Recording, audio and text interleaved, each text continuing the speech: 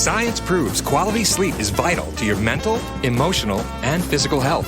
The Sleep Number 360 smart bed senses your movements and automatically adjusts to help keep you both effortlessly comfortable. And it's temperature balancing, so you stay cool. So you're at your best for yourself and those you care about most. Life-changing sleep, only from Sleep Number. It's our ultimate Sleep Number event. Save 50% on the Sleep Number 360 limited edition smart bed, plus free home delivery when you add an adjustable base. Ends Monday. To learn more, go to sleepnumber.com.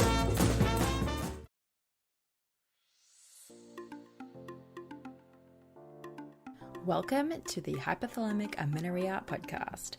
I'm Dani Sheriff, your host, certified fertility awareness practitioner, functional nutrition counselor, and founder of the HA Society, and of course, an HA recovery coach who has walked where you currently are walking.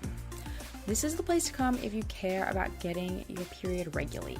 This podcast aims to educate, inform, and keep you motivated on your period and HA recovery track. So let's dive in. But last thing, nothing on the show should be taken as medical advice, so please seek the advice of your physician. The Holistic Hypothalamic Amenorrhea Practitioner certification will be opening enrollment as of January 28th. So if turning your mess into your message and creating a career or adding recovery coaching to your existing health practice sounds like a path that you want to take, this is the certification for you. The HHAP, or the HAP, is an accredited course that is the only certification specifically for HA coaches and practitioners. In this program, Ashley and I have laid out our entire framework for working with women with hypothalamic amenorrhea. We're teaching you everything from the physiology to our intake process to protocol development, tracking progress, making adjustments, and all throughout we're teaching the soft skills needed to help get buy-in from your clients so that they can make the meaningful changes that are necessary to recover for life. So, if you're interested, head to our website, thehasociety.com/certification to download the full syllabus. And if you need to book a discovery call with us to ask any questions and learn whether or not the cert is right for you, you can do that there as well. Again, that's thehasociety.com/certification. Hello, welcome back to the HA Podcast, everybody. It's me. I'm here with Ashley. Hey. And we're just catching up today. It's Monday. It's email check-in day. Ash, how are you doing? Good. Please just know, because it is Monday, that when all my ideas come because I'm not working and I'm not in front of a computer screen, it takes everything for me to contain myself before I send you an email or text you or call you about the newest thing that I want to get into. So just know that over the weekend, I am restraining myself. Oh, okay. So we're catching up today, and there's a lot of things that, I get your emails as you like. Don't check them. I just send them and then be like, no, I don't check them on the weekend. I actually do not check email on the weekend. Me neither. I won't. It's so easy. In fact, get a little bit anxious because, like, what if I check it and there's something stressful? So I avoid it.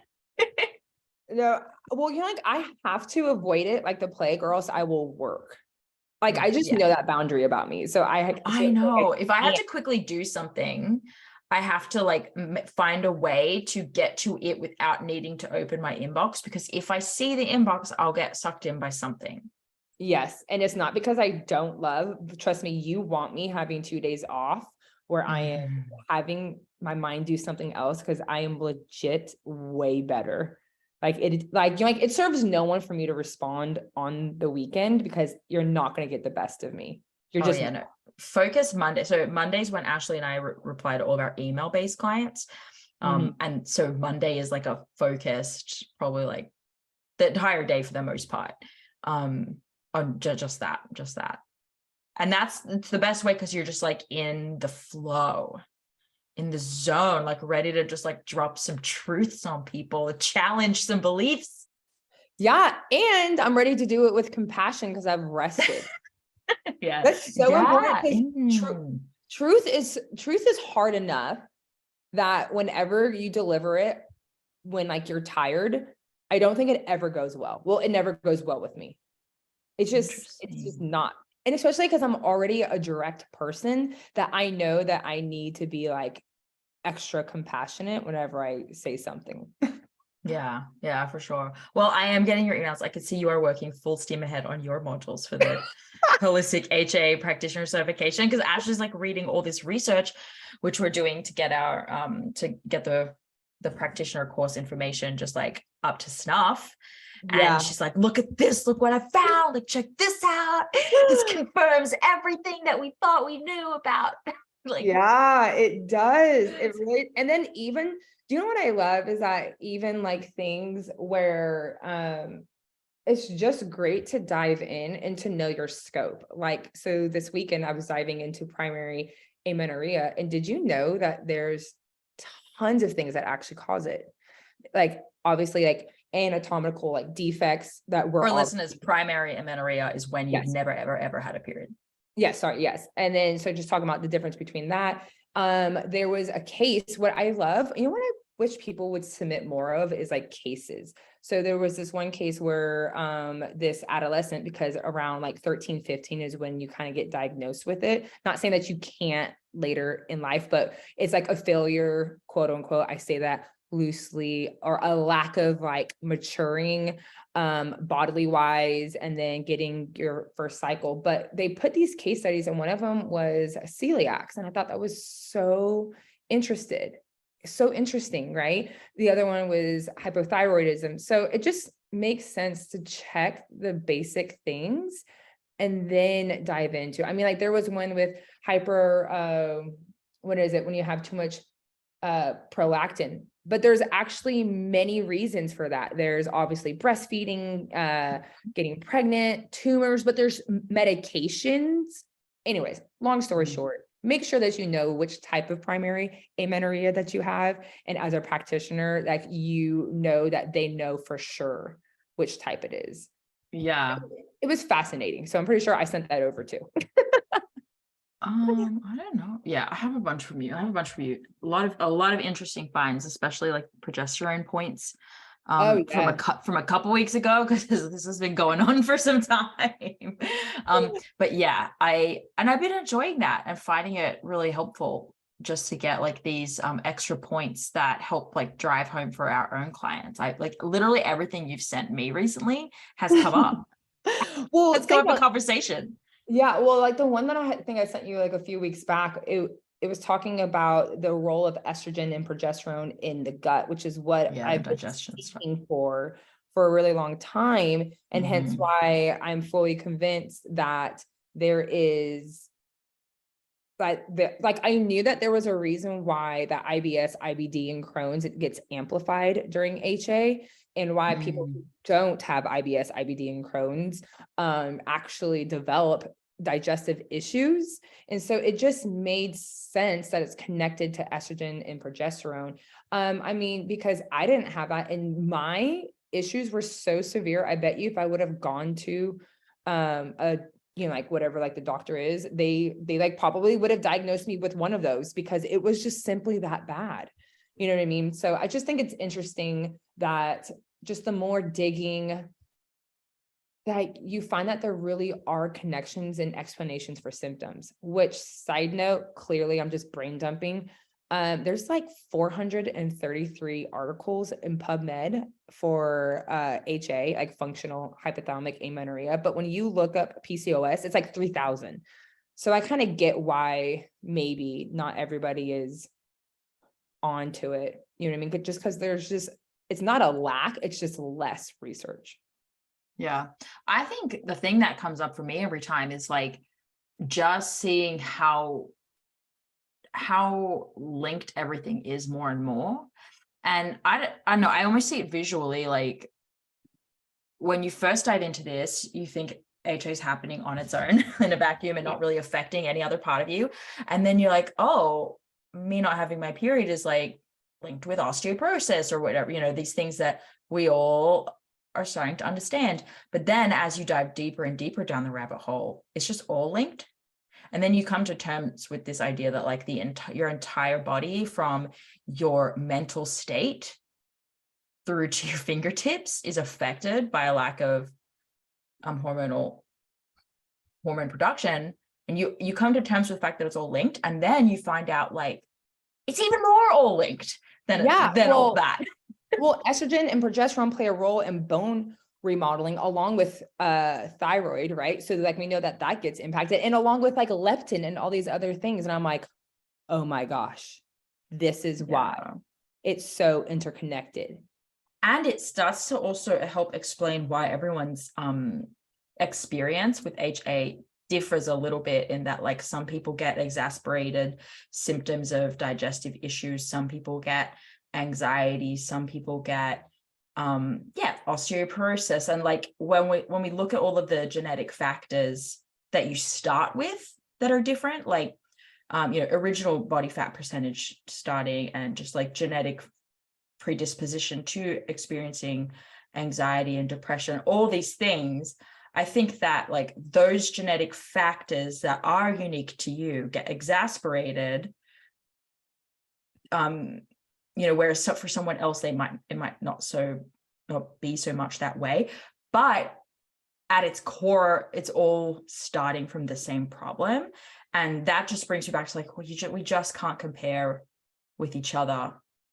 And you just can't compare to yourself 2 years ago or 5 years ago as much as we want to. It gets really complex. I'm going to stop now. But yes, it gets really complex, but it's always like the same solution. Not always, but it's the same solution. It's like the same big rocks, but maybe different portioned out, you know what I mean? Used differently, different order, different things, you know what I mean? But like, I know it's crazy, but and for fear of oversimplifying, like there's nothing, like you're not this magical unicorn that does not need proper nourishment, or as if your body operates better undernourished.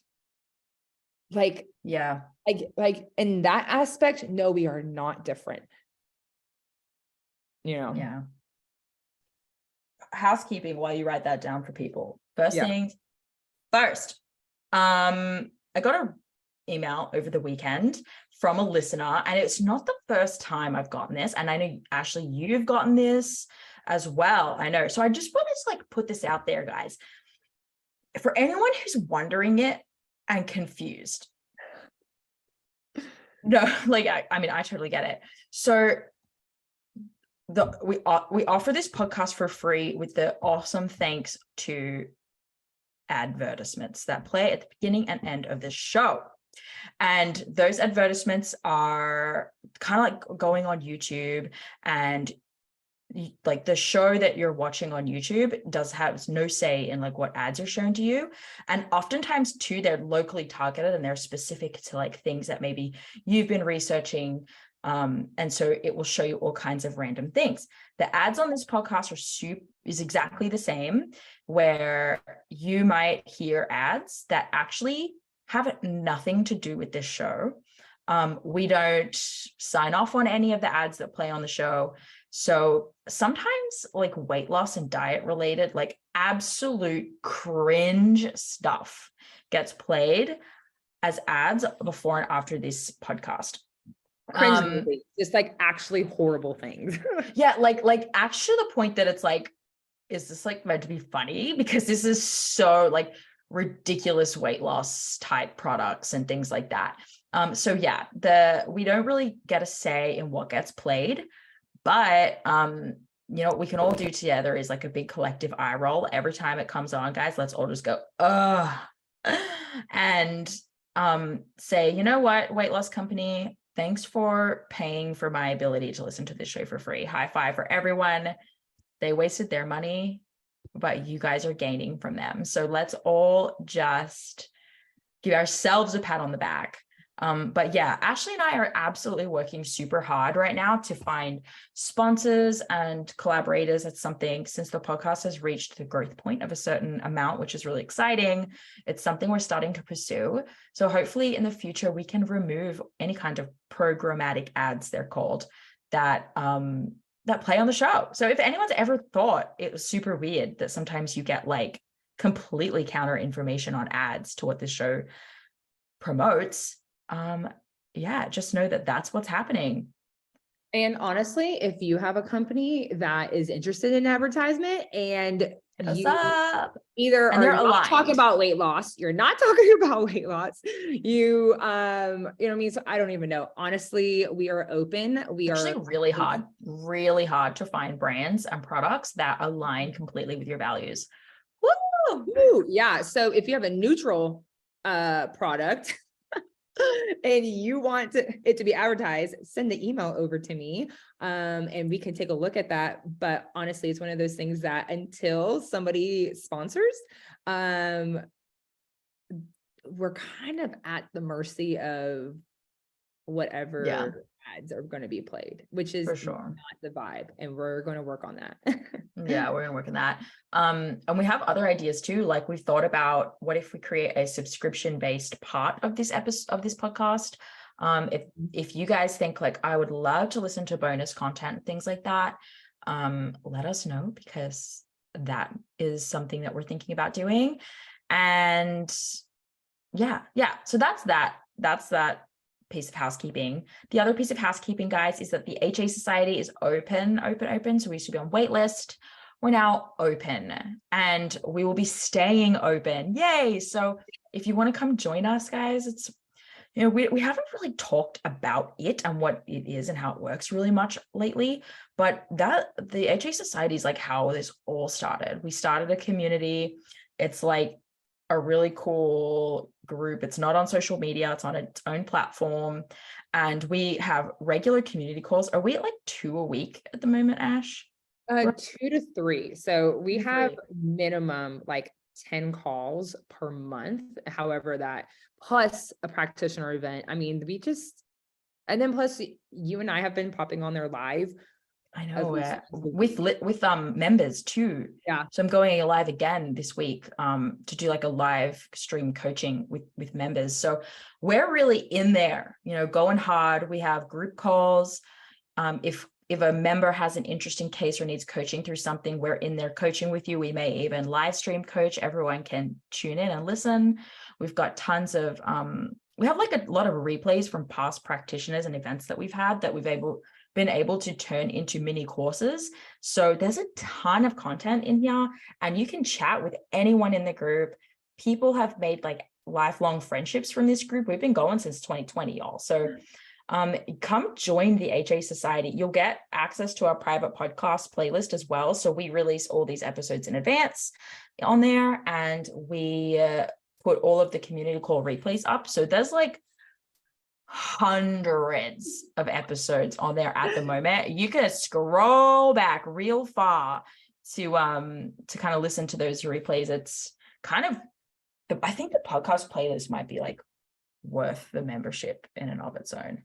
Oh yeah, I'm about to look up and see how many episodes we have. Let me get to the beginning. But yeah, no, seriously. Well, we have 200 episodes.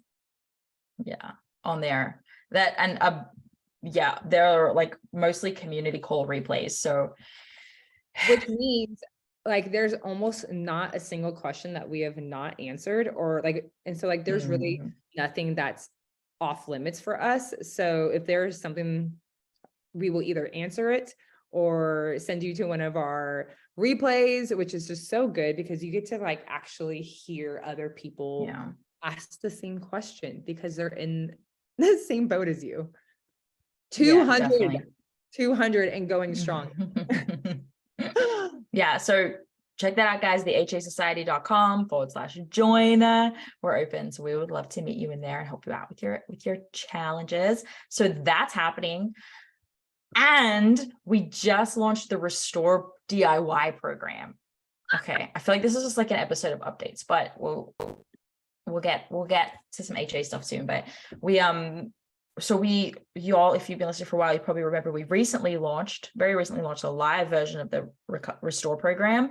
But we got a ton of ideas and feedback from people about like being, cost, of course, but being able to join live and do at your own pace, and like this kind of group program with these sort of one-on-one aspects are super high commitment, and just all kinds of things that we understand that like stepping into recovery can be scary, and uncomfortable for people. So we kind of created a more entry-level version that we are stoked about, like to the extent that Ash and I were kind of like, is this what we should have done all along? Like this version is sick. We made a DIY version of the Restore program where you can basically go in at your own pace, just like any online course. There's 10 modules plus a bonus module that Ashley added in there that goes through our entire program from start to finish, as well as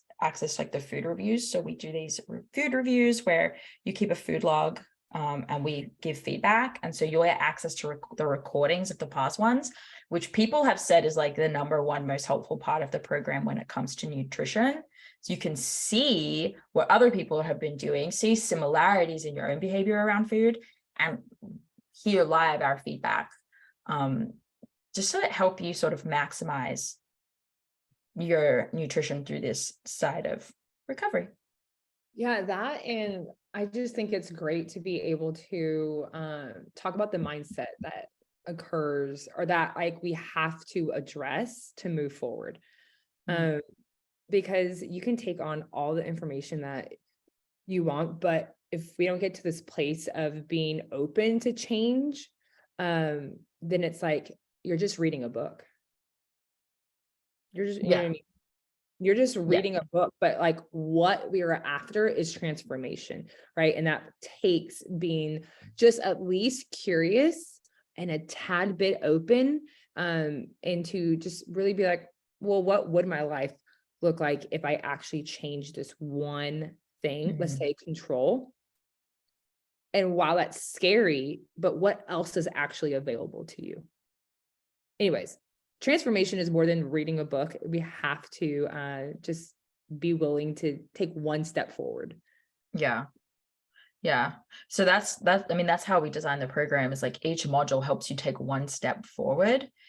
We encourage you to do that course week to week to like really give yourself time to implement the information. But I mean, if you want to binge it all in 10 days, like you could. And then the other thing with that is that it comes with 1 year of access to the HA Society. So that's the coolest part. I obviously just told you all about that. So if you do the course, you also get access to that community aspect, which will help you to implement. So this is really cool, guys. We're only doing it for $187 at the time of this recording, where that's an introductory price. That will be going up. So if you want to do the program, I recommend you head over there to the hasociety.com/restore, join the program, because that price will be going up, I think, to like closer to 300. So just saying, 187, get that now. Okay. All right. That's probably heaps. Ooh.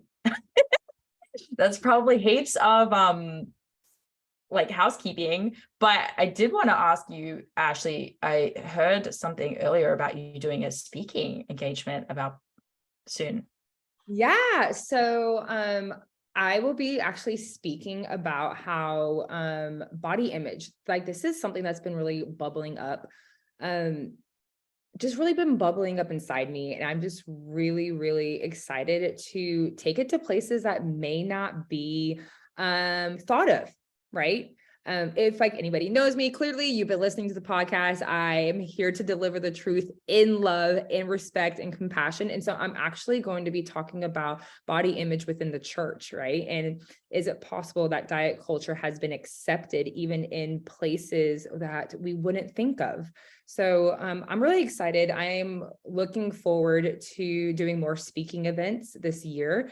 If anyone knows me, that is not something that I actually want to do, but I do feel like there's like this fire inside me that I'm probably just going to share it with whoever wants to listen. So yeah, so I'm just really pumped about that. And it's going to be like later on in the year, but excited. And it's going to be to a room full of women specifically. So I get to basically take everything from coaching that I do weekly and just deliver it on a wider scale. And I'm slightly nervous of how it's going to land, because it's really different whenever people sign up for coaching. Like, they want to hear this information because they know that there is something, opposed to kind of like, I'm going to introduce this concept to you for the first time ever. Yeah. And hold on to your panties, because I'm about to like disrupt everything, you know? Okay. So I'm excited. And you're doing this for your church. I am. It's wild. Okay. It's And so they know me. So it's not like they're like not lightweight gonna be shocked. You know what I mean? Like they have a little bit of context about like who you are and what you believe. Okay, I love it. Yeah, so like for those of y'all who don't know, Ashley is religious, spiritual person, biblical counselor. Yes. And she brings that into her coaching, and we have a section. We actually have a group inside of the HA Society, and she hosts calls with all of the women of faith. I think it's called Women of Faith. Mm-hmm.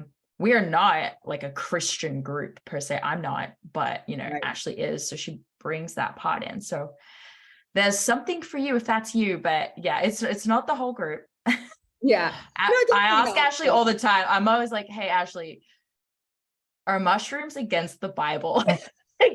I got questions. And whenever I have a question, I'm like, Ashley, is this against the Bible? Like, I'm looking for moral context here.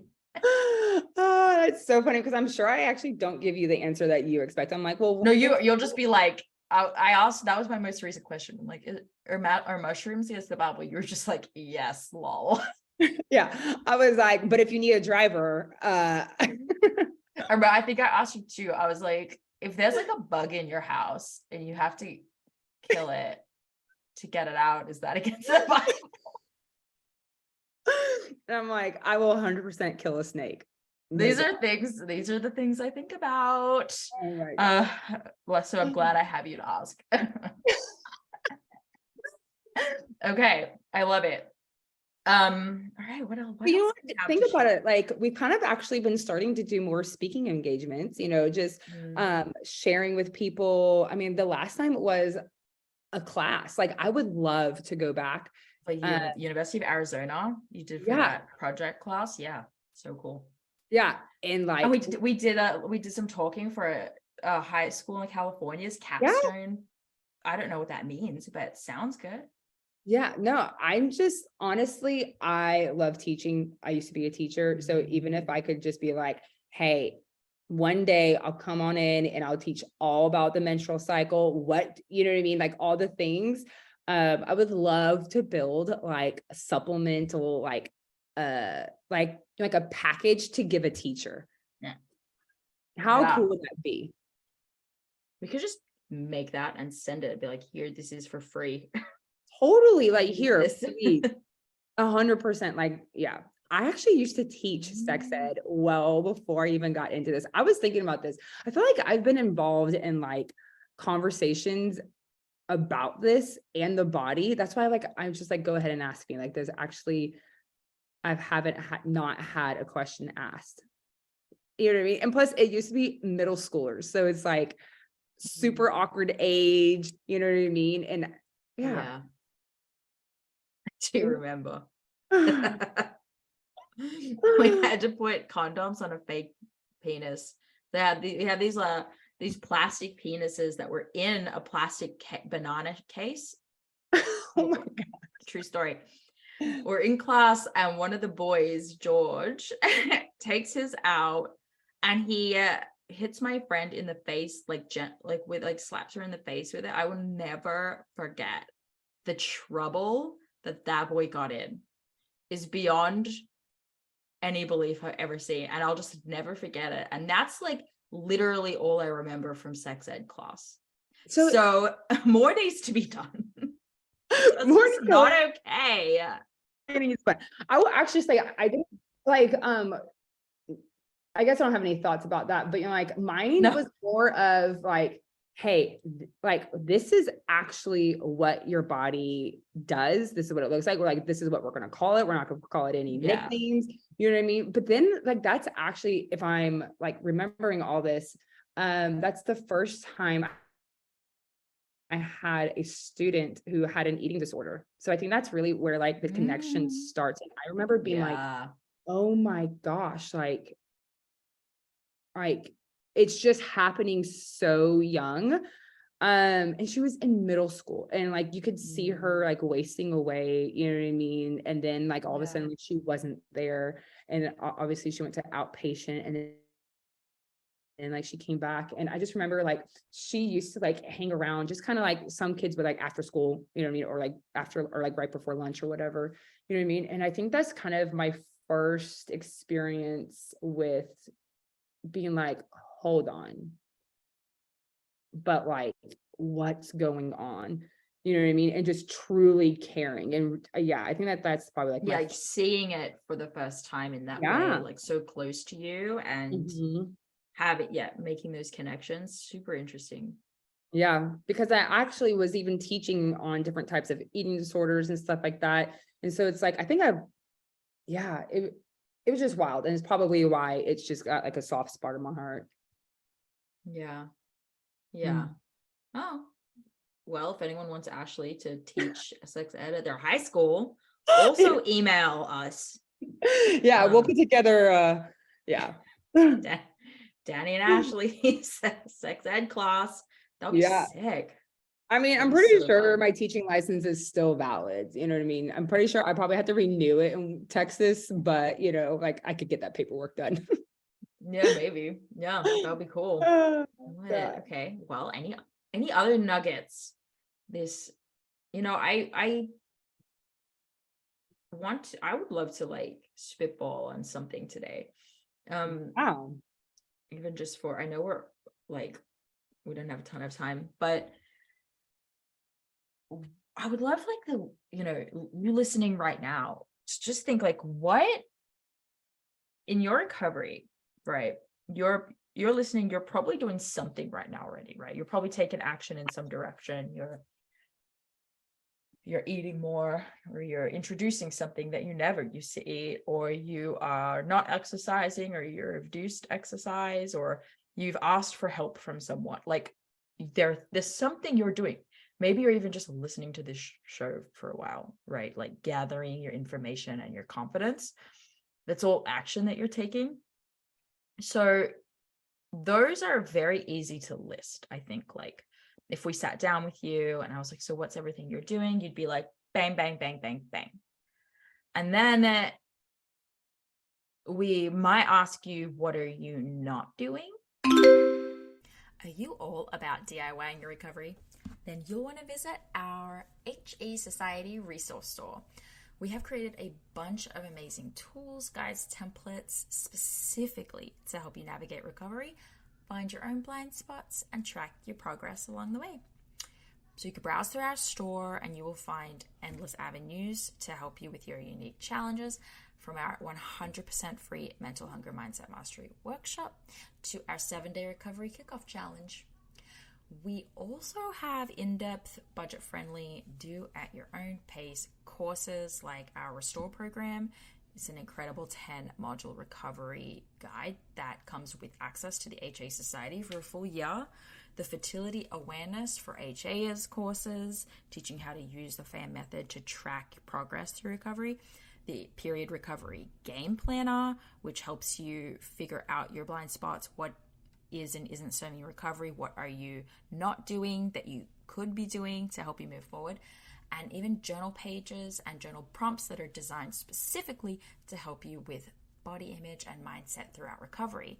And not only can you access these killer recovery tools from our store, but you can also head there to join the HA Society community, which is open. And by far the most valuable thing you can do for your recovery is to find a support community like this. The HA Society gives you access to live community calls multiple times a week, mini courses, and a full private podcast playlist for you to catch the replay of every single community call and get all of the HA podcast episodes early. So visit our resource store today. Take advantage of all of the tools to help you fast track your DIY recovery journey. I guarantee there's something in there specifically fitting for you that will help you on your way. So you can go to thehasociety.com/store. And now on with the show. Right? Like, I think a really common one is probably movement exercise, something like step count or, doing your Peloton, or I don't know if you have any things that come to mind, Ashley, but. Yeah. So I actually have a different, same, getting to the same thing, but like a different question. Like, what are you still holding on to, or what is your non-negotiable? I find that it's literally like the same thing, right? It's just a different face of the question, but like, what are you what is a non-negotiable? What have you told yourself that you will absolutely never do in your entire life? Like, so for me, it was, I will never let go of this progress. I put in air quotes for everybody, Right. you know what I mean? Of like achieving a 6-pack. I will never let go of this. I will fight to maintain that. And I didn't know that I was really carrying that over into my journey, which obviously is a complete opposite direction. And that's why there was so much pain and tension, right? The one that comes up like, for me is I will never let go of my discipline. Oh, exactly. Right. So I feel like it's a great question of kind of like going straight to it. Like, what is your non-negotiable that you've possibly made? For some people, it's like, I will never not be fit, or I will never be out of shape. I will never let myself get out of shape. Right. Or I will, and so obviously that brings a level of commitment and some habits that make it tough to navigate recovery, right? Yeah. You know what I mean? Like, I would never not be a runner. And that's exactly why I bring it up, right? Is like, okay, so once you identify what that thing is, and sometimes it can be subconscious, so you might take a bit of digging to do, but I think that this is just such a tough spot for a lot of people. I've been having a ton of conversations about it recently, so it's just the theme of the week or the month. But I think there's layers of it too, where we tell the negotiation, right? So you're saying like, what's your non-negotiable? Now what is the negotiation you're making that like makes it a non-negotiable? You know what I mean? Like, so I talked about this on a reel recently. I made a reel. I'm doing TikTok now, guys. TikTok reel, you know what I'm saying? It's a whole thing. But that was the lie that I used to tell, or like I was a good actor about, is I need to walk 5 miles a day because I have a German Shepherd and she just really needs to walk. The dog one is popular, Ash. The dog one is like a thing, like the half banana. I can't even tell you how many times someone has said that to me. And I said, and then, so the beautiful thing, I'm like, oh, okay, sweet. This is like this is very, very telling of where the sticking point is. And so as a practitioner, it's like, okay, like we've got something here, right? Because my favorite thing is to say is, well, is there any difference than taking your dog to a dog park and throwing the tennis ball? Mm-hmm. Does your dog really need to go on 5 miles a day, or can your dog actually run 5 miles as you throw the tennis ball for them? I haven't had a vet tell me, so like, I haven't had other sources, but this one vet, but a vet tell me that, because my dog has a history of lots of surgeries and has had to be bed bound for some time. And they were like, doing like mental stimulation can be just as exercising for your dog. So practicing tricks with them, like shake or catching a treat in the air or something like that, is also stimulate. So it's like, okay, for a temporary amount of time or whatever, like there are other things that you could do. And I'm willing to like hop on the dog thing because there are people listening, like holding on to the dog thing. And I was one of those people. Ashley has 3 dogs. She probably used it too. Oh yeah. Yeah. I have a plot hound. I have a plot hound who she honestly gets wild. Right. But so even if they're like, no, it's non-negotiable that I walk, then I'm like, okay, absolutely. Well, then we have to have a matching non-negotiable that you will eat sufficient enough before and after. So then we quickly see this has nothing to do with walking. This has everything because they don't want to do that either. Yeah, because because like you don't want to eat a bagel and whatever. Not saying that you have to eat a bagel, but what I'm proposing is that you eat this, and this, and this after. Either eat that exactly or something matching the like calories, and then you quickly realize that it was never really about the walking the dog. It was about creating a caloric deficit and therefore still being able to have some grasp of control on like your body composition and weight. So it really has everything to do with, I still want to control my body, because if it was really truly about the dog walking, you would eat enough to support however much that you're walking, and then it'd be over. But it's not about actually walking the dog. Mm-hmm. Yeah. Yep. And so that's totally the theme of what I wanted to kind of talk about today and see if people can notice. This is where journaling practices come in, because if you aren't journaling or talking about it, it's really hard to catch these blind spots. But we will be like, I don't want to give up my weightlifting because it's my my therapy, and like I swear I just love the community and I just want to get like out of my house and into my garage, or go like whatever is the negotiation or the belief around it. But right, you do the thing, right, where it's like, okay, well, if you're going to go to the gym, we need you to be eating X amount extra every day and around that. And then you sort of are feeling like,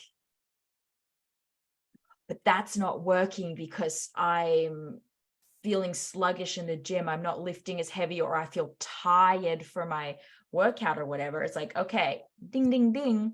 If you actually were approaching the exercise from the perspective of like, well, I just want to like get out of the house, or I just want to move my body a little bit, or I just want to see my friends, you actually wouldn't care that much about, how much you lifted or what your performance was. So it's a clue to us, right? Like the narrative that you're telling yourself about like why you feel upset is a clue to us about where your actual, like why you're actually still doing it. So, and that's why it occurred to me too, that like with coaching and probably with journaling and stuff, this is part of why you can't figure this stuff out overnight, because you have to like have these conversations and do these contradictions to actually notice the contradictions and make changes with them. So that's like, I want to encourage everyone that's a slow process. I want to encourage everyone that they should be journaling or talking this out, or like, doing some kind of development work at the same time, just to really figure out why, where, and how all of this is connected, and why you're maybe hitting sticking points. Yeah. And I also think that, because for me, I already know that there was no moving along my journey any faster. Like, I don't look back and be like, oh, I could have done that faster because I was so stubborn. Like, no, like that was as fast as I was going. And that's okay. You know what I mean? I was joking with one of my clients this morning. I was like, yeah. And within those 5 years, I had every test done to mankind. And that I can actually, like, I know exactly what you're talking about. Cause yes, I also had my chromosomes tested as well. You know what I mean? Like, I've looked, like, I don't know if there's anything else I legit could have tested. P.S. My chromosomes are fine. That is not the reason for my cycle. You know what I mean? But yeah. I also think one thing to keep in mind, and this is why, not that we like, I'm very leery of anyone that's like, I can get you your period back in 8 weeks. I'm like, okay, but if that person Have you seen that? Oh yeah. Okay. Oh yeah. The person who's going through this is gonna have to, like, it all comes down to where they are at with the level of a sorry, I was like, what am I trying to say? Level of acceptance, right? Meaning that, like, we're not always ready to accept the fact that we can't run fasted and get pregnant in this season of life. It would, like, it may not always be like this.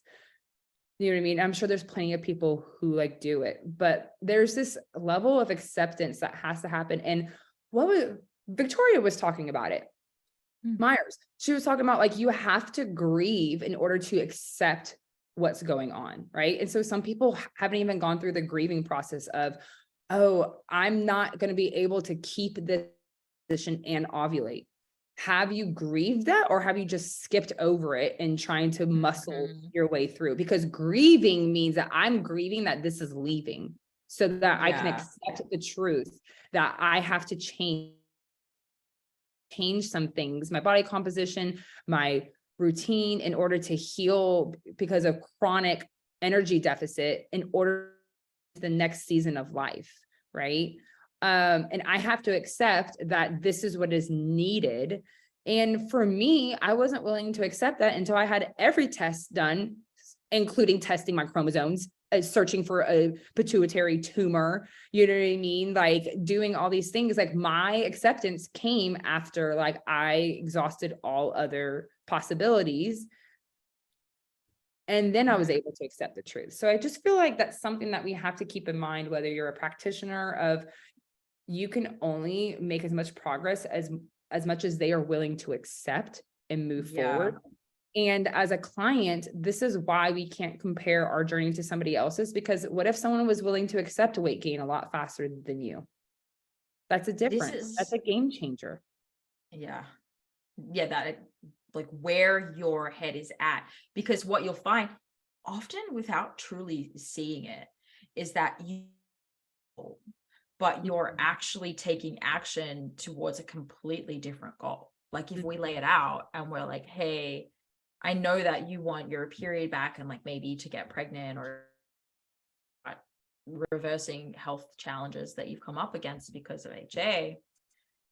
We know that this is your goal, but you're telling me, like, you want to try and find a way to hit that goal without making changes, which could mean,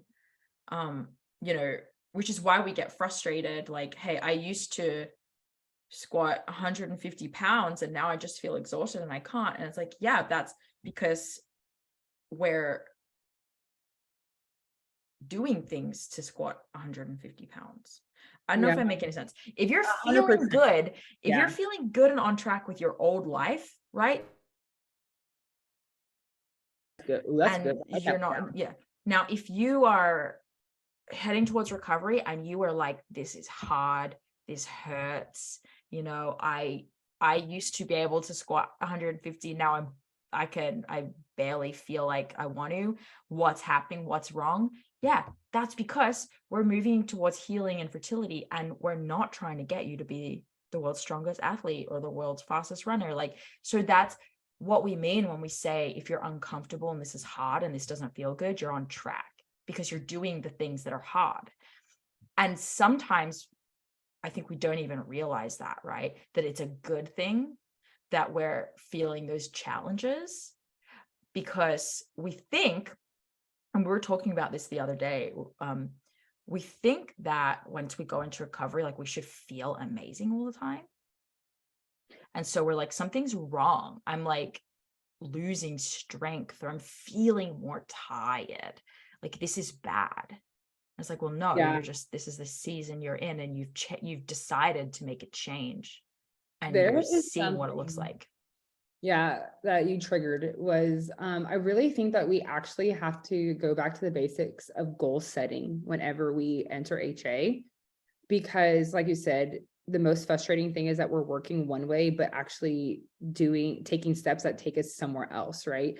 But the other is kind of like I'm writing that down. Goal setting, HA, like I'm gonna do something like that, but for y'all. But it makes me think of, just because in this particular season of life, you can't chase straight gains and get pregnant, does not mean that is what it's going to be if like you want to get pregnant again.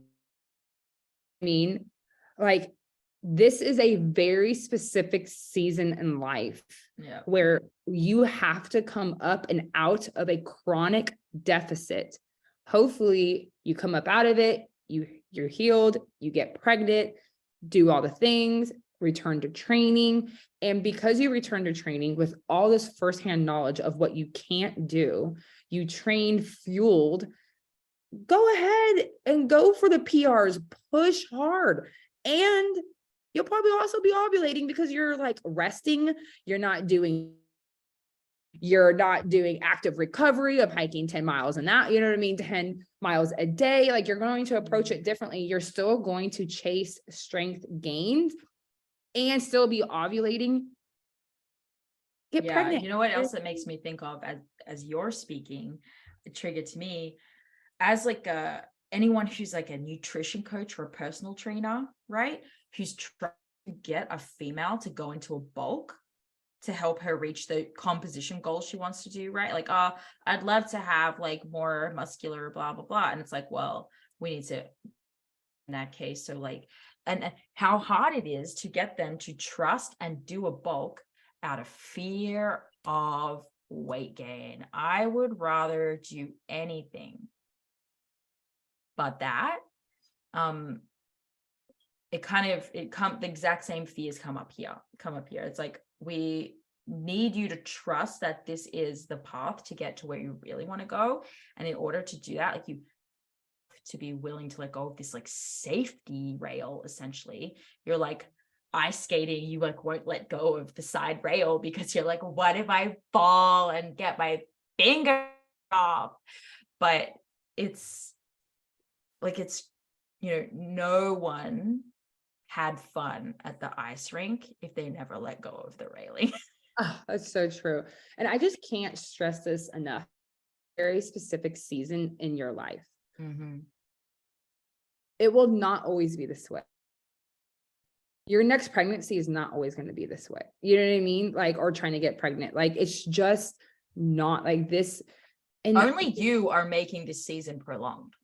Oh, that's true. And I think that's why my heart hurts for individuals who, let's say they do have performance goals and it really is important to them. I love that. Yes, absolutely. Like, totally. I totally get behind you, right? Like, let's talk about fueling your workouts and all these things after you recover. You know what I mean? And so like, I think about some of just like individuals of like, what if you would have like just surrendered to the season that you're in, achieve what you wanted to achieve, recovery, healing your gut, getting pregnant, doing the things, and then get back to the performance. Like, you would be there so much faster if we just surrendered to the season that we're in. But if you keep fighting the season that you're in, you're only going to prolong chasing performance goals. Yeah. I've thought about this a lot because I definitely resonated with it. Like, I did not want to pause my goals out of this sensation, this feeling that like, I don't have time for going back to basics.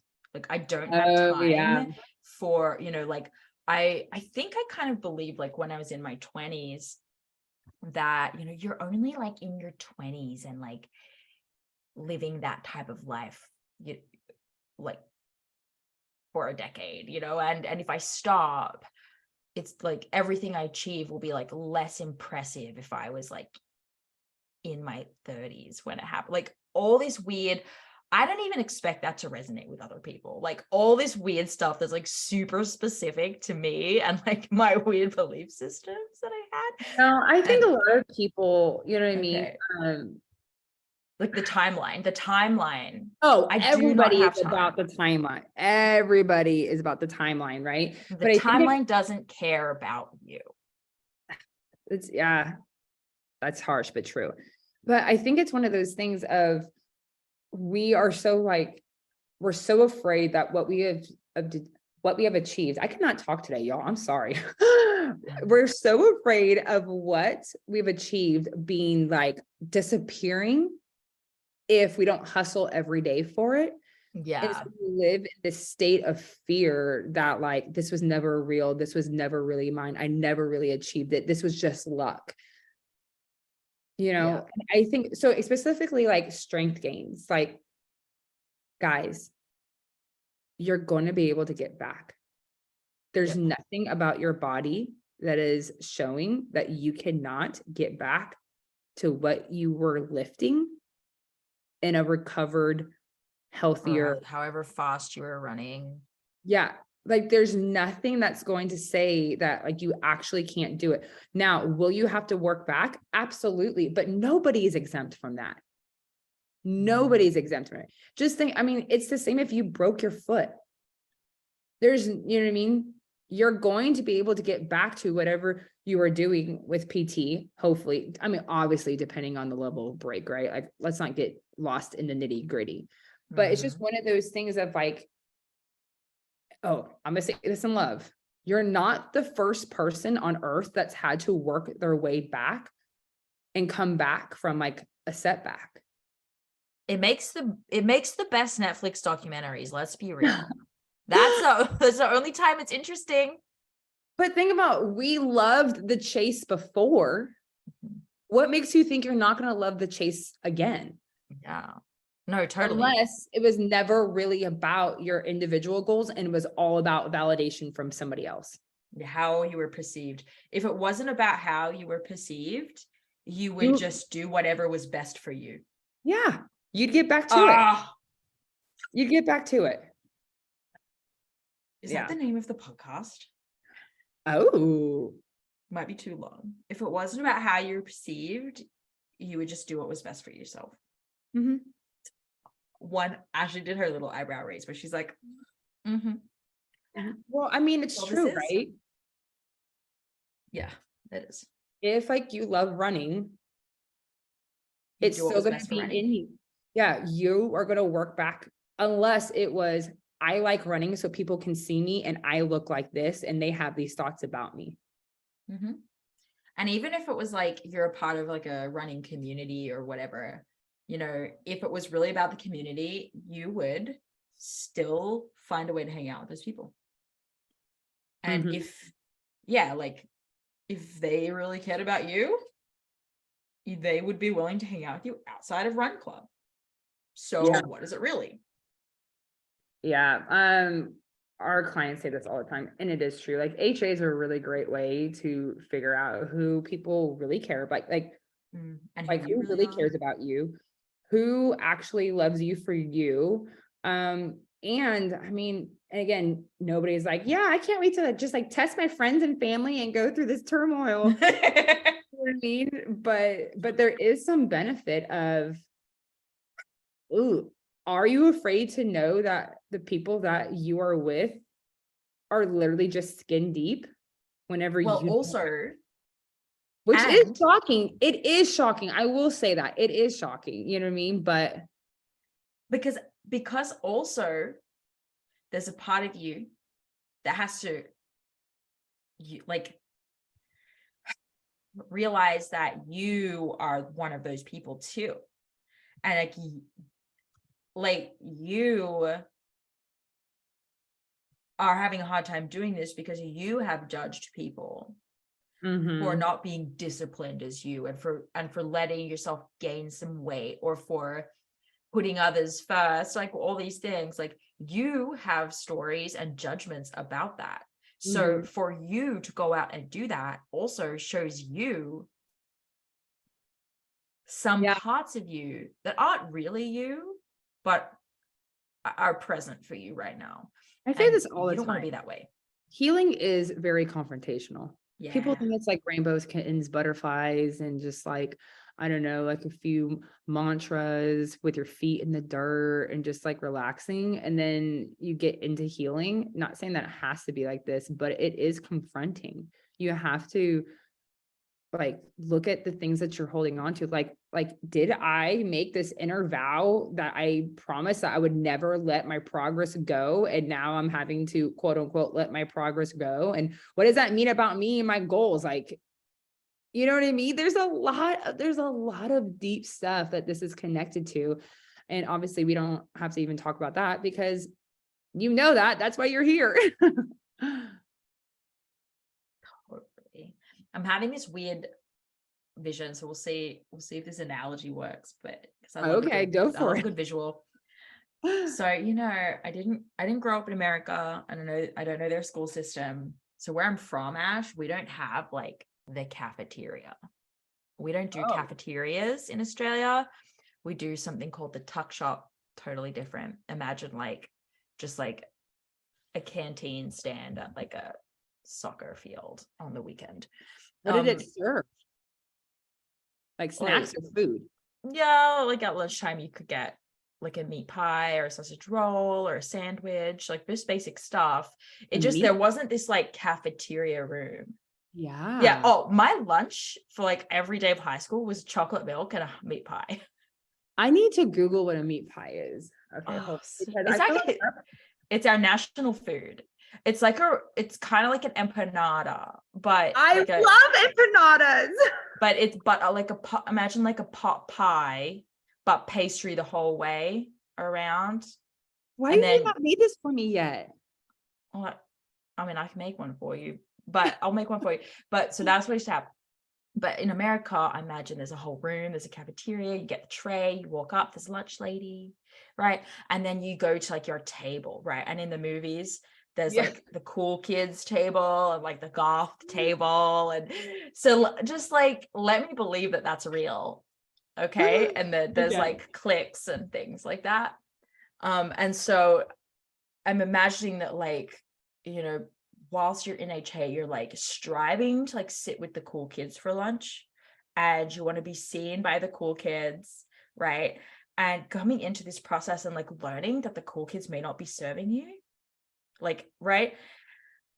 But you so want to go sit there and like, that's where you're comfortable. And if I don't go and sit there, everyone's going to see, I'm going to look like a pariah and I'm going to look rejected and I'm going to look lonely and sad.